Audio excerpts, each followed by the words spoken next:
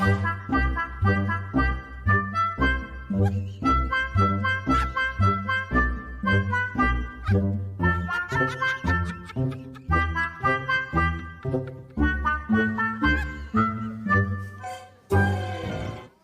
right, well, good morning, everybody. Turn to the person next to you and say, dogs are amazing.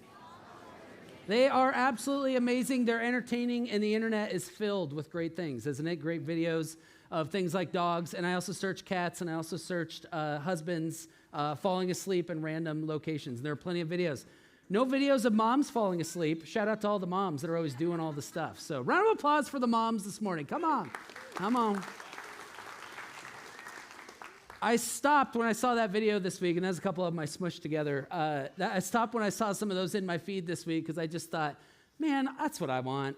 That's what I want. I want to be so deep in sleep that nobody can wake me up, until I feel rested and I feel ready to go, right? Ready to attack. Why is it, especially in the summertime, you can never get to bed early enough? It's like, even if you get 8 hours, you're like, man, that felt like a couple. I don't know what's going on, but that's been my experience. So I saw that video and I said, man, they're so cute, right? They are so sleepy. That's weird though. Pulling on the tongue, that's kind of weird. But they're so sleepy, and yet I am so jealous, right? Because I think there's something, at least in my life, where I long for more energy. I long for more rejuvenation. I long for peace. And that longing is the perfect way for us to dive into our sermon topic that we're going to be diving into today as we continue our series, Who Is This?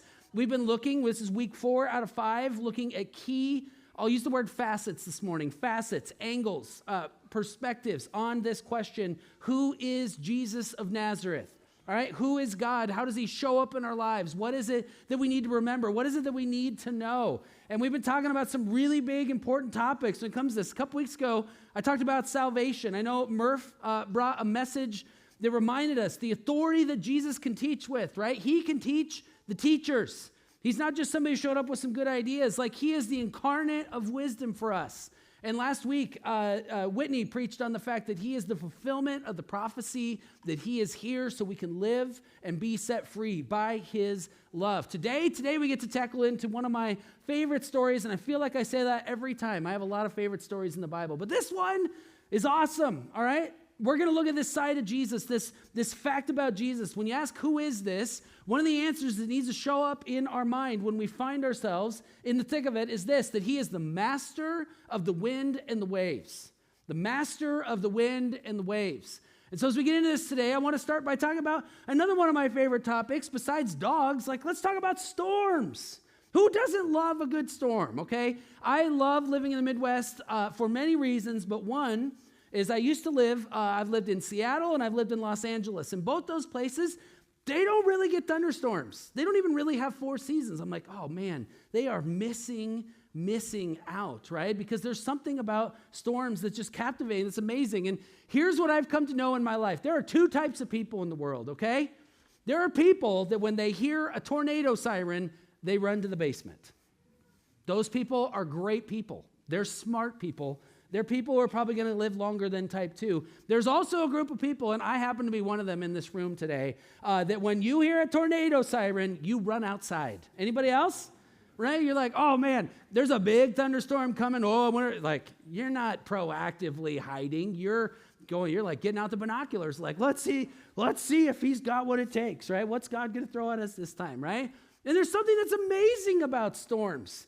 It's something incredible. Like, they are amazing in the sense that they can capture the awe and the beauty. And I mean, I've had this experience multiple times in nature. Maybe you're out west and you're driving through a mountain valley and you're like, I'm not as big and powerful as I thought I was. I hope I don't run out of gas here because it's going to take me a year to walk to the next town because it's that big, right? And I've had that same experience in the midst of storms. Like, in high school, my mom said, maybe it's not a good day to go golfing. It's supposed to thunderstorm. And I was like, what could go wrong, Mom? We're going to be running around 9 holes with metal sticks in our hands. How could that possibly go wrong? Turns out she was right. On hole 5, a bolt of lightning hit a tree right next to the green, and I threw the club. I was terrified for 7 seconds. And then this is the thing about storms, though. We think about them, we think of destruction, we think about the pain they cause, right? We think about all the stuff that they do that we remember and last, right? But next time you come across a thunderstorm, I also want you to stop, and I want you to think about it in terms of the God that created that thunderstorm. Okay, next time you're scared, even though you know you be safe, but get yourself in a place where you can behold the magnitude of what's happening, right? Where you can even start to wonder, like, why on earth is there electricity in the sky, right? You ever just think about these kinds of things? And sometimes, like, it's powerful and it's shaking the ground. Literally, I felt my house shake before. I'm sure you have had those experiences as well. But also not that long ago, we had the kind of lightning where it was like dancing between the clouds. I don't even think it was hitting the ground. And that also was like a whole other level of take your breath away, right? Because you just think like, man, that is so much bigger and so much more powerful than I will ever be. And that's just a taste of the God that created it. There's something amazing and there's something terrifying about storms. And I really think it would be worth pausing next time you go through a storm and have to endure it. Yes, absolutely, be safe and smart, but also don't miss the opportunity to just get a little bigger perspective about this God that we get to worship. Because so often, right, and this is why Jesus came, was so we could be able to relate and connect and understand. But that doesn't mean there isn't a big God out there that sent him to be among us. That's what I love about storms. I told you I was excited about storms. What I don't love is the fact that they're all around us, in our lives and in the lives of the people that are all around us. My family and I, we've been on vacation the last week and a half, got to take a little bit of an extended trip. We drove to D.C., which is fantastic. All of our human beings in my family, all 6 of us, crammed into a minivan with all of our belongings, and we all lived to tell about it. We all still love each other. Like, it was awesome. Drove to North Carolina after that and then came home, and it was amazing. And I was like, you know, I probably should go into work at some point this week. I am preaching this weekend. So Thursday, not just because I work 1 day a week, okay? I just need you guys to understand that. I usually try and put 40 to 45 hours in, okay?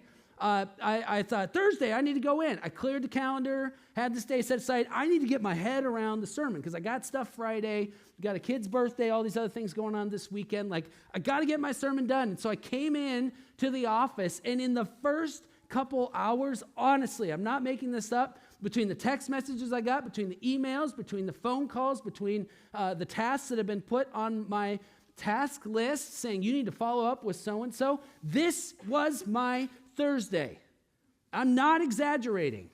Right here in this community, and I've even heard of more stuff since I wrote and made this slide, right? There are people that we are connected to as a church family who are struggling with marriage. I witnessed firsthand the devastation that addiction has on families. It doesn't just tear apart the life of the person who's addicted, but it's everybody else around them. And what really kills me is how it trickles down generationally. Not just the actual addiction, but the shame and the need to control and the carnage that happens inside of our lives. It affects us, right? Talk to people who are struggling with purpose and feel alone. Somebody who's struggling at work, right? Somebody who just isn't able to even get out of bed in the morning. Working through all of these things. And let's not even get started about the cancer and the hospital stuff and the diagnoses, right? The thing that's the hardest for me, I think, especially in the medical situation, I've experienced this in my own life, is when you know something's wrong and you don't even know what it is. When you don't know what you don't know, that is the worst kind of storm you can be in. I have been in that situation, and maybe some of you in this room are there today. If you've given up on healing right now. You said, you know what, we'll fight that battle. We just want to know what it is that we're even up against right now. I just want to even know what kind of storm I'm sitting in the middle of. And that was Thursday, you guys. Oh, luckily Friday and Saturday and now today have been better. But that doesn't mean I and our team here and volunteers and haven't been doing the hard work that we have to do after a storm rolls through. You have to help people pick up the pieces. You have to help people figure out what their new normal looks like. Right? Just because a storm comes and goes doesn't mean that it doesn't linger. That is what I hate about the storms. And maybe you're sitting here today and you are in the storm yourself. Maybe it's somebody that you love. Maybe it's somebody that you barely know, but you can see it from a distance. Storms are all around. And I was thinking about this and thinking about our human tendency, and especially what frustrates me about this culture that we live in, how people are longing for community. You can just see it, longing for connection. But these things, and I've battled this as well. Social anxiety, for example, gets in the midst of it, and maybe the experience here at church isn't quite what it needs to be to make it easy to connect for people. I cannot wait till we have a larger atrium, so after the service, people can linger. We're going to serve breakfast in this room most of the morning, so you'll be able to come and talk about the sermon afterwards, or if you want to get to know some people better, whatever. We're going to find ways to continue to get people connected. Right now, we have the world's tiniest atrium, and that's not exactly the case. It's not exactly the most comfortable outside to sit around, right? And so today, I wanted to offer a different opportunity. And we used to do this when I first got here because I just thought, man, I don't know that I see people talking enough to each other. I don't know if I was like, we got to loosen this place up a little bit. And so we started this thing called community time, which the introverts loved. Let me tell you, they loved. And I had to remind them, and I will say it again today, I don't know that God promises a lot about us being comfortable. I don't know that he said a lot about life being comfortable. I think he said that life would be abundant. And the pathway to get there sometimes means stepping out of our comfort zones. And so this is, and I use this word intentionally, your invitation this morning. Your invitation is to connect in community with somebody else. I would call it a spiritual discipline. It's not just a good idea. It is the way that you are wired. You are wired to get to know other people. You're wired to tell somebody else about something that is uncomfortable or hard in your life. You're not supposed to silently suffer on your own. You're not supposed to keep those things private. Now, be smart about who you tell, but you and Jesus it probably sounds weird to hear a pastor say it, but it's not enough. You're not enough to handle these things. You need, I've seen it this week in this church, you need the body of Christ. You need to be connected. You need to be real and honest with the people around you. Someone needs to be in your corner to be able to navigate these storms, or you're never going to make it. And so I just thought, you know what, let me just give you a softball opportunity to do that today. So here is the invitation. I'm going to set a timer in my head for 2 minutes. It always ends up being 3, so good luck with that. And I would like you to stand up, if you're able, and go find somebody. And I know you're in like the middle of the long rows, and I feel like we can overcome that. We put a man on the moon, so we can figure this out. And go and meet somebody that you don't know very well. And just share a little bit. Go as far as you want. You don't have to do everything. We don't have time for a full story. No counseling sessions today. Don't hog the whole conversation. But just share what is the storm that you're in. And when you think about that person later on today, feel free to pray for them. It's an awesome opportunity. That is what the church is all about. All right? Are we up for it? Hey, that's way better than 8 a.m. I got scowls at 8 a.m. All right. Stand on up if you can. Let's go. Ready? 1, 2, 3, go.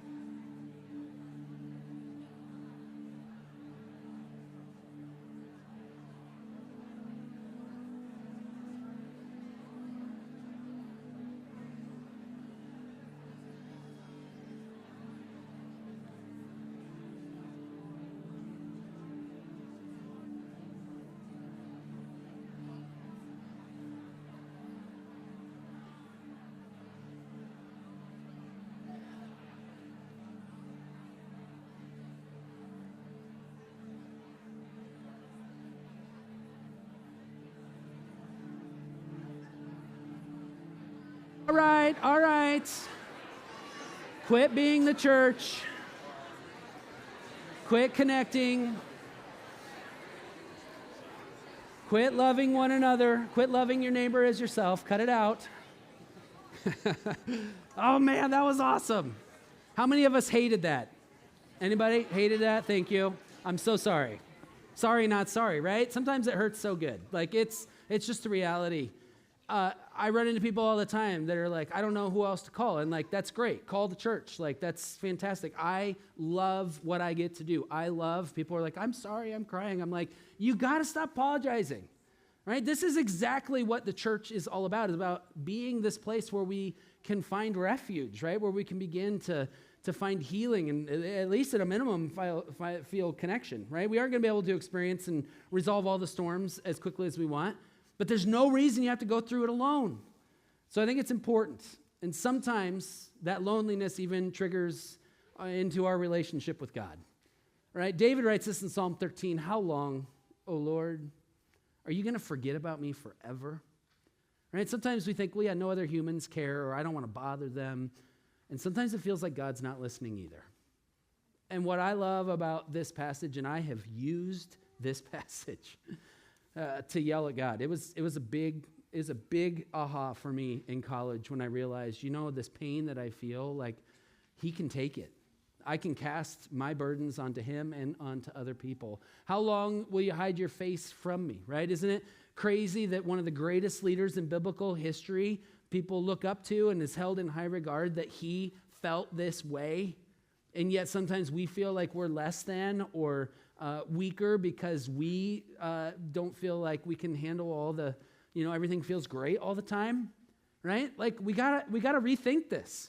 Like this is David that's talking about this. And I especially love his words here. How long must I take counsel in my soul? In other words, how long should I read the stories? Must I read the stories of your faithfulness and the good things that you've done for other people, right? But also find sorrow in my heart. How long do I have to live in that tension, God? Come on.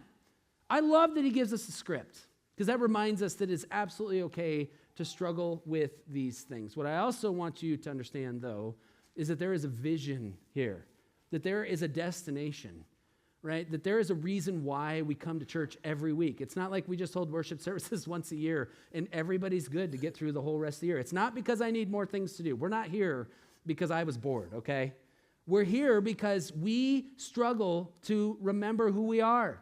We struggle to navigate the storms, to be able to make our way through it, right? We need to be filled up just to make it through another week.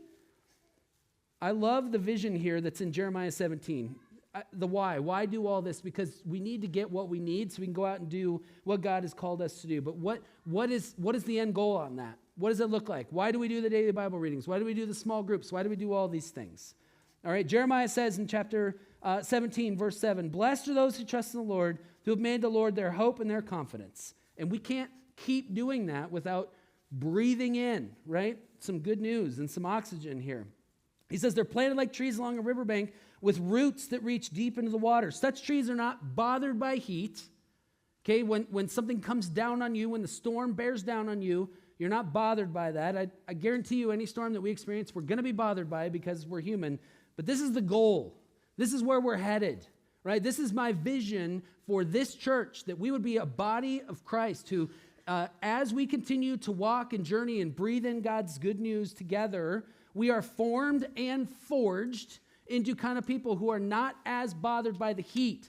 So when the chaos of this world comes, we have solid ground to stand on. So when the rest of the world is running for cover and trying to control things and everything else, we have margin to love our neighbors well. We have margin to see the people that nobody else sees. We have margin to stay calm and have rational, cool conversation rather than letting it get heated and divided and allowing the enemy to continue to rip our communities apart. This is who we're called to be. This is why we do this. This is training. Right? Sometimes we think, oh man, I get to go to church. It's like an oasis. I tend to think of it more as going to the gym. But you don't sweat as much, which is great. They're like trees that are not bothered by the heat, nor are they worried about long months of drought. Listen to this. Their leaves stay green, and they never stop producing fruit. That is who I dream for us to become. I think that's who God has created us to be. That is the journey that we're on together. And so with the 20 minutes that I have left, I really want to go after this question.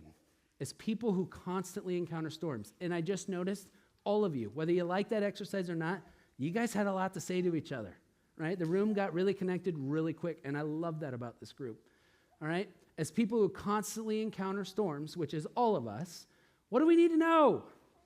What do we need to remember, right? When things go down, what do we need to train ourselves to think about? I've got 4 truths today. I tried to get it to 3 for a good biblical number.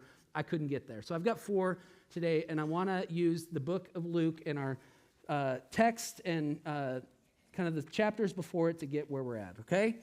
So really, we're looking at Luke 5, 6, 7, and in the reading today is an 8, and the main story I want to talk about is an 8. But before that, 5, 6, and 7, Luke is showcasing Jesus doing a whole bunch of things. And every single time that he shows up, I get where the name of this sermon series came from, because multiple times after interacting with Jesus, people are stunned, right? It's like a big bolt of lightning went off.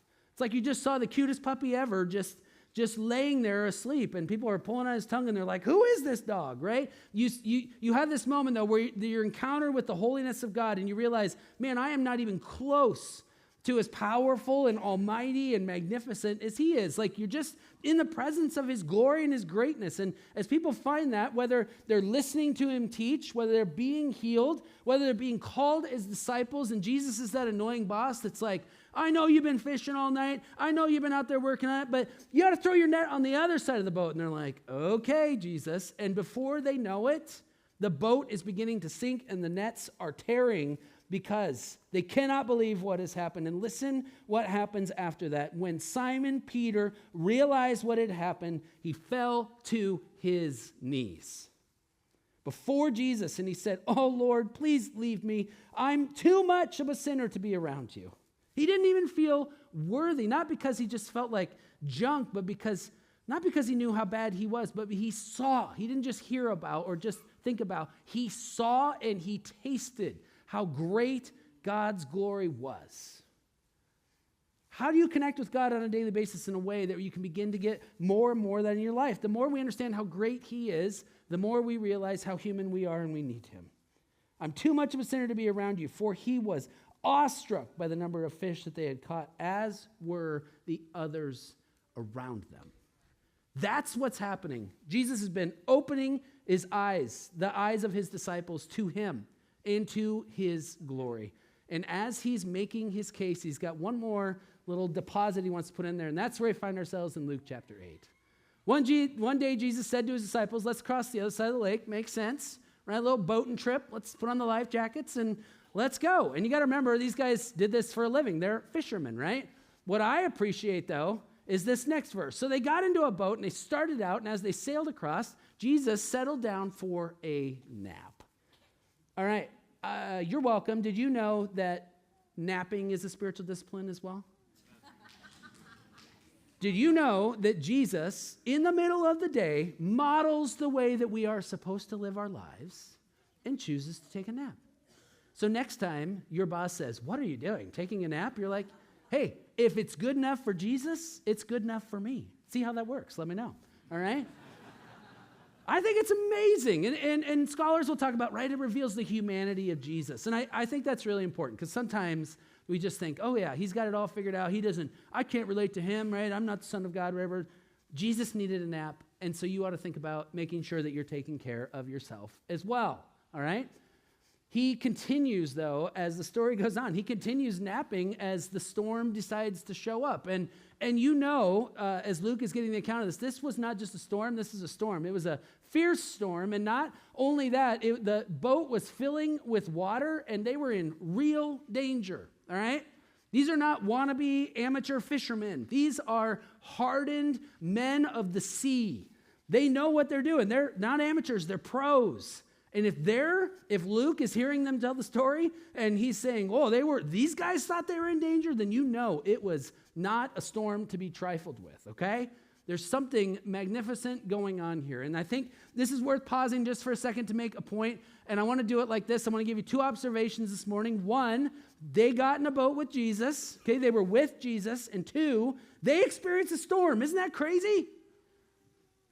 I don't think we're getting it. Let me say it one more time. They got in a boat with Jesus, you guys. They chose to spend time with the Lord of heaven and earth. And at the same time, what happened? They still experienced a storm. It brings up truth number 1 today. There will be storms.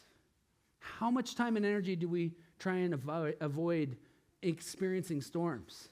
How often are you like me and you're like offended when a storm comes across your radar? Okay, a couple Fridays ago, my wife and I were sitting on our deck drinking coffee, 7 o'clock in the morning, just enjoying our morning, and all of a sudden I get a FaceTime call from my oldest son who is supposed to be at cross-country practice.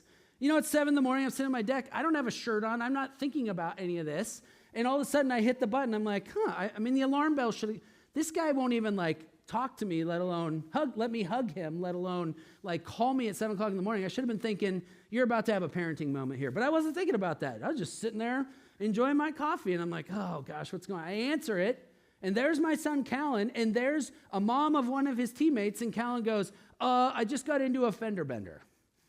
And I'm like, are you kidding me? And then I realized I didn't have a shirt on, and this woman was looking at me. I was like, oh boy, this is really interesting, right? This is really uncomfortable. And in that moment, I'm like, I don't want to deal with this. And there's something inside of me that goes, really? Right now?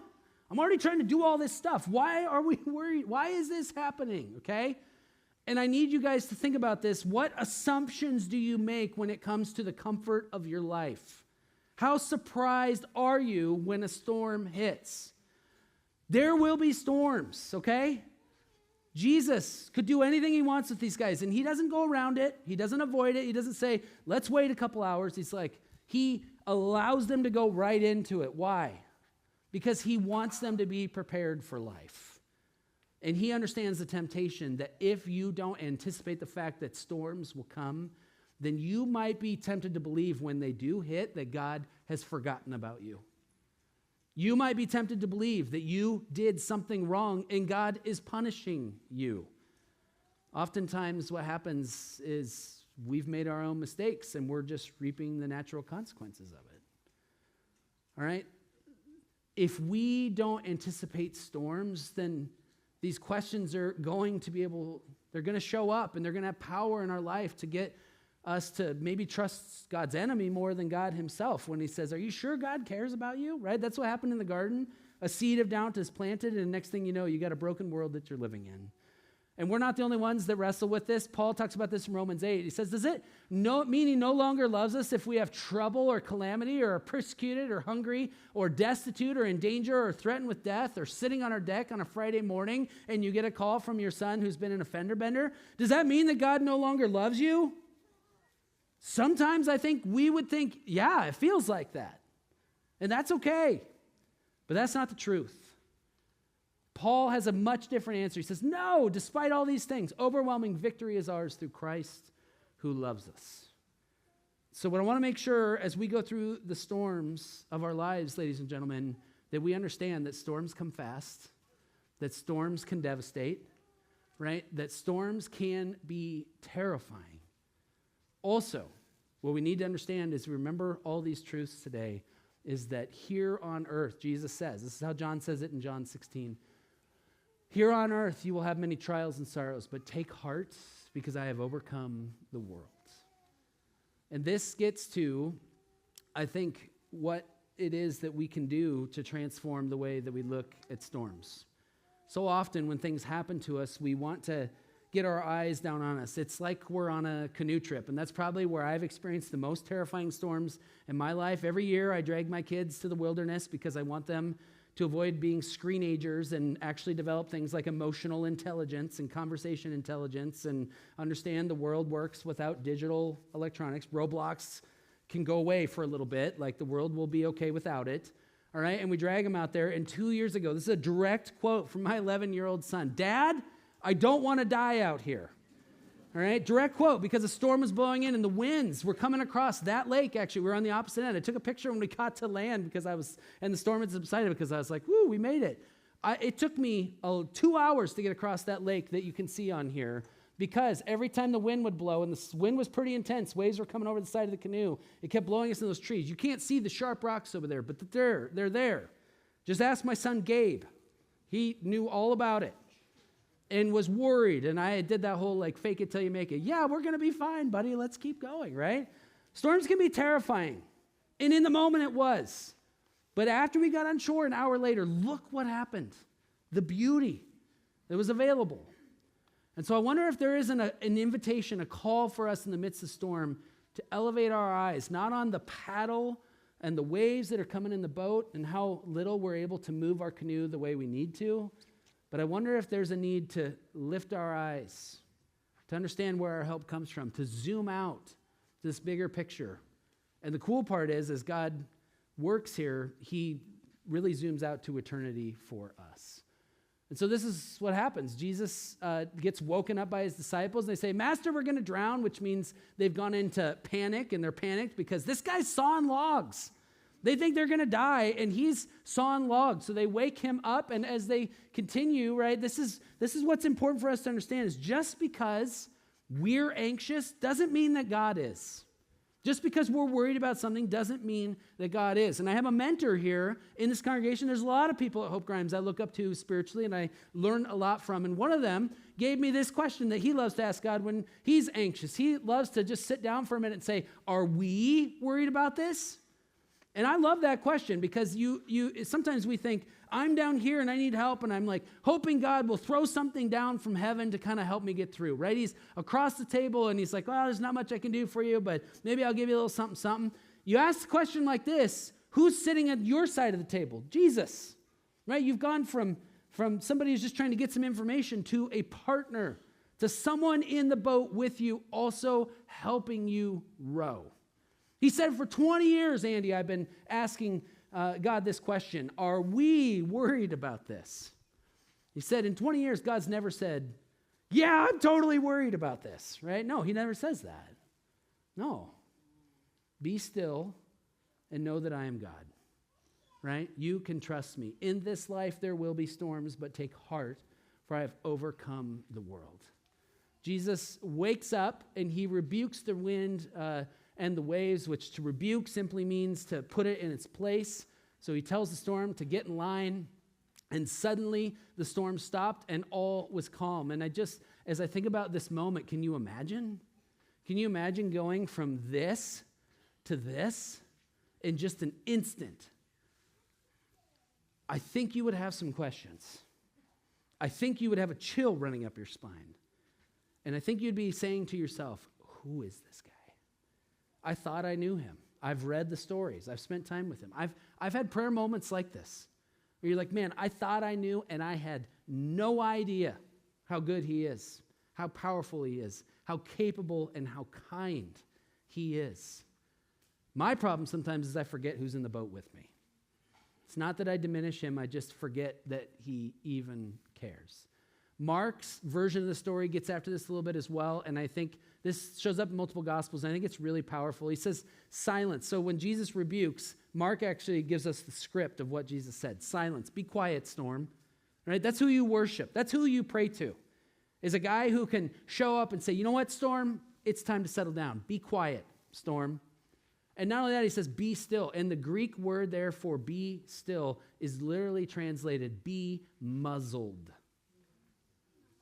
God has the ability to come and put a muzzle on the storm. Yes, it's still there. Yes, you still see it. It reminds me of taking my dog to the vet. We have to put a muzzle on him. He's a rescue. He's a work in progress like me.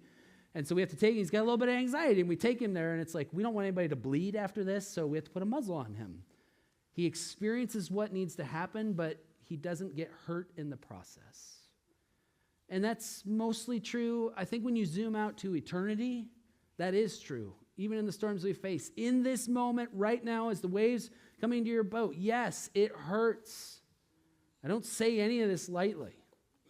But when we zoom out to eternity, we know that we will be okay. You worship a God, you pray to a God who can put a muzzle on a storm. It's powerful. He doesn't always do it in the way that we want. Why? I'm still trying to figure that out as well. But I'll tell you what I know this morning. This is truth number 3, that he is the master of the wind and the waves. He is the one who has the power to muzzle the storm. And not only that, this is truth number 4 today. He's in the boat with you. That's why I love Psalm 13. You don't feel that. You don't experience that. You long for more. That longing for more of God's presence, for more healing is not bad. That is the battle that we are engaged in. And I love that God gives us words to say, where are you? Come, restore to me the joy of your salvation, God. These are words that David wrote and gave us so we can live and navigate these storms, not with our eyes focused on what's right in front of us and what's rolling over into our boat, but where it is on the shore over there, what is on the horizon of eternity, what is available to us. Yes, this is where we are now, but we do not have to stay there. And again, remember, this is a training exercise for the disciples. So after everybody's okay, he drives them off and says, hey, where was your faith back there? What happened? Right? And I think it's worth asking us, why do we get so worked up? There's a good reason to be worked up, but we don't have to carry it on our own. Notice he says something about location. Where? He doesn't say, how come you didn't have more faith? Right? It's just a mustard seed is all you need. He says, where? Where are you putting, and what are you putting your faith in? See, I think we got to get our expectations on, when it comes to faith, in line with what Scripture teaches. I heard it said this way this week, and I thought this is worth sharing. Faith is not an absence of fear. It is the ability to put it in its place. It is not an absence of fear. It is knowing who is already in your boat that can put it in place. So let me ask you this morning, where do you run for peace in the midst of the storm? Let me give you some options to answer that as well. I've heard it said in 3 buckets. Some people love to control things. Everybody, we love to control things, right? We can also influence things. We got some choices when it comes to storms. We can try and control it. We can influence it, possibly, try and do that. We can surrender. And different situations require a different approach. And so as we kind of start to land the plane here this morning, I wanted to give us another opportunity to get in communion, not with each other this time. You're welcome, introverts. But instead to talk to the Holy Spirit, to probably the most important person in the room today, right? What in your life needs to go in a different bucket? We're not going to take forever to do this, but I really wanted to give us an opportunity to just take a moment, not just to hear from Pastor Andy, but to hear from the source himself. What is it in your life that needs to go in a different bucket? And so let's pray, and I'll give us a moment just to kind of hear from God. God, we say thank you today that you are the master of the wind and the waves. God, that you have the power to muzzle the storm. And God, we know that storms are in the room. There's a tendency to want to control it. There's an opportunity perhaps to influence things, but that's really hard to do, not to slip back into control. And God, there's an opportunity to surrender.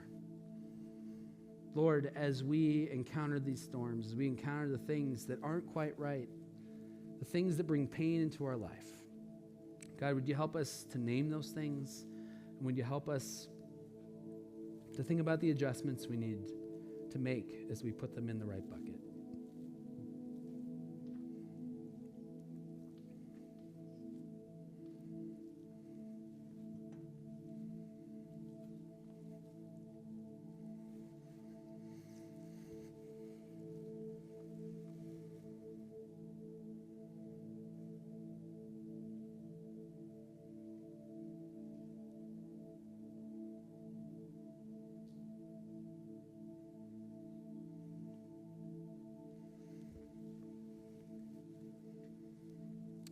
I know when I'm struggling to surrender, I'll be honest, I don't even know how to do it. But one of the things I found most helpful is this phrase that, when said out loud, seems to become more real in my life. God, I entrust and I surrender everyone and everything to you. God, where do we need to surrender? Where do we need to entrust everyone and everything to you?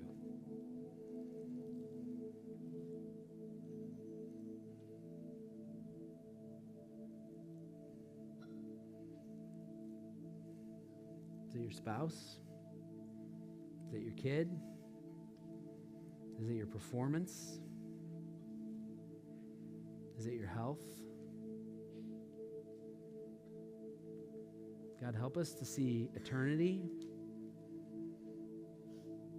and live in the moment.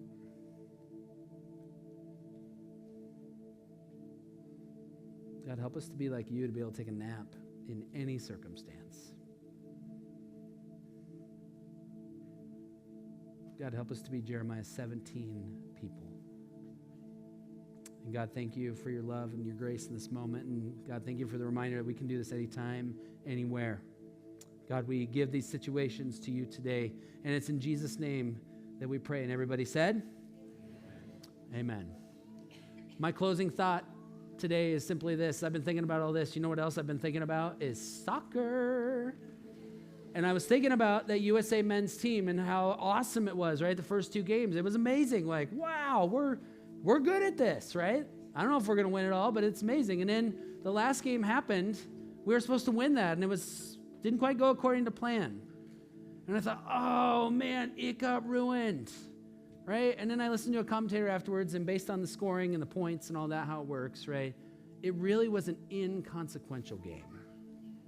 Imagine if I didn't have the rootedness to zoom out and look at that bigger picture.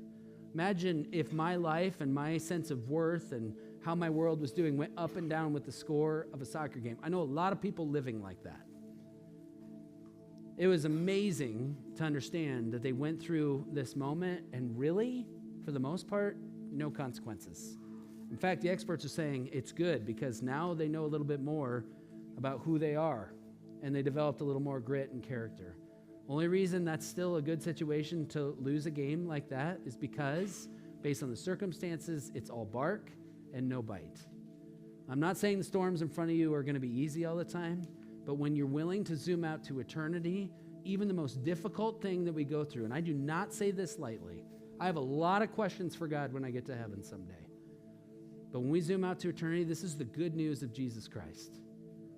That when it comes to the pain of this world, after Jesus is finished with it, it is all bark and no bite. This is why they say when they're with Jesus, who is this man? And why can they say that? Why can they worship him? Because they realize they stand on a firm foundation. As we wrap this up today, I want to invite us to take those storms that are inside of us and around us to the cross and to him as we stand right now and sing about this gospel truth.